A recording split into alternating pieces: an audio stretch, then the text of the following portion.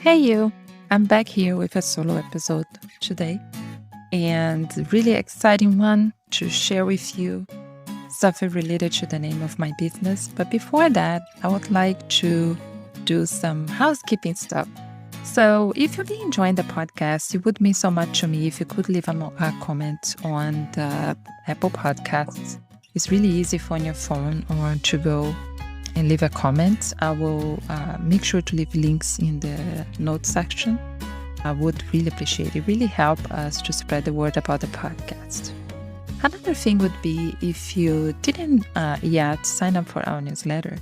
I will leave in the notes the link for our newsletter. And think about subscribing. It's a direct link that you have with us. I try to send interesting videos or other podcast episodes that I thought was interesting, news of what's happening. I have an exclusive monthly video, what's happening on the studio.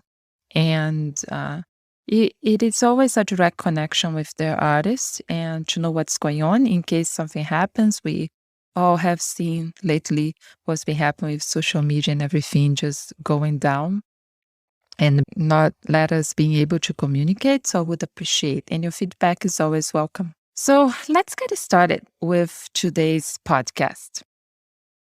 So in today's podcast, I wanted to talk about something that I wanted to talk a long time, but never really did anything about it. My name, 2worlds art, especially the 2worlds. Many artists that I know, they use their own name as their business brand name. And some other artists use a surname like I do here. And I want to explain why and how this name came from.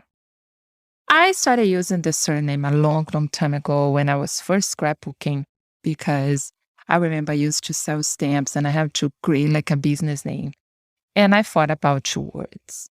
It was the only name that it came to my mind. I don't know why this name was so strong in my mind. I could not find another name. And the reason why I first didn't want to start with my name was because I thought my name, especially my last name, Oliveira, was very complicated for people to find. I thought if they would put on Google, they would misspell my name. And it would be hard to find me.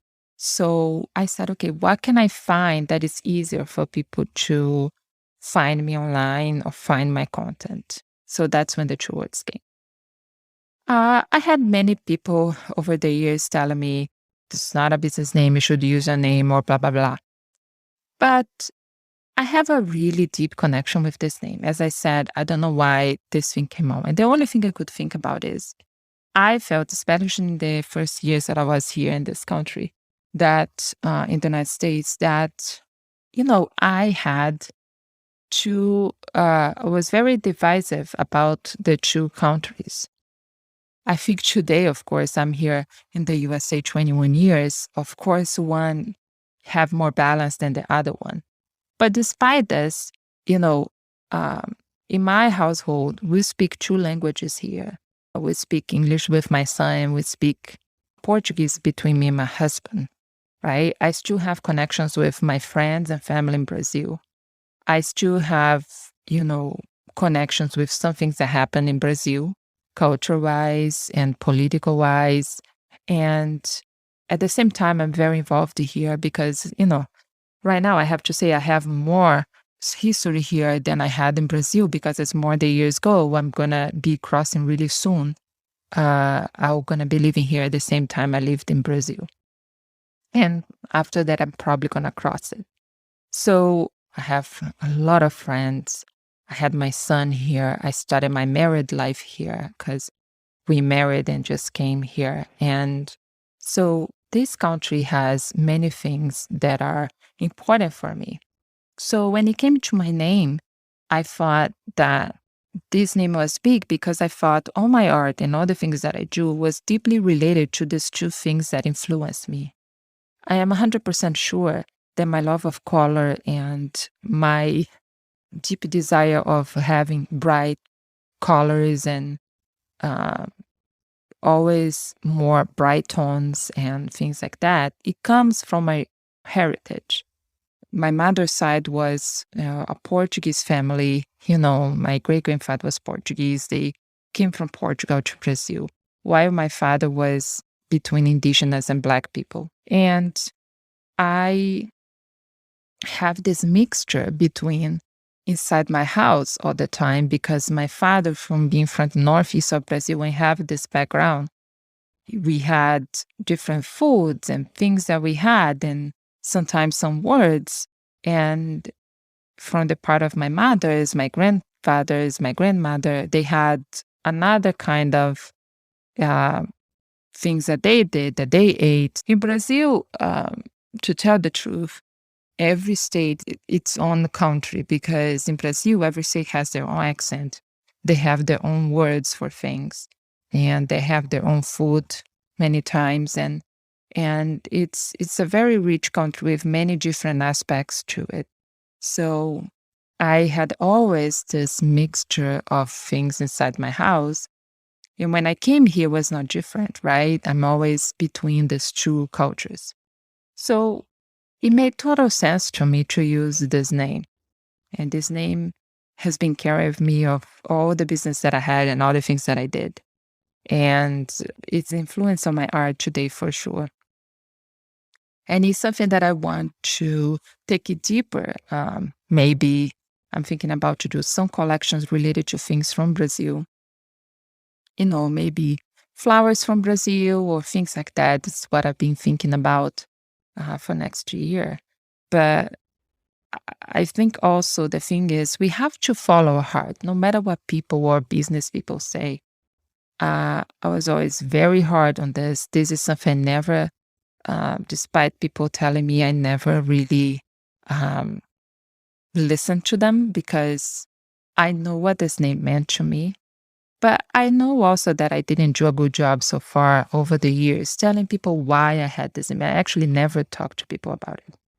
So I decided to record this podcast. So I think that when you do art, it's so personal, and we do things that are so connected to our stories and our emotions and our life, that it makes sense that our name that we choose for our business would be the same. If it's your name, if it's a surname, whatever makes you feel like it connects more with the message that you want, or who you are, or what you do.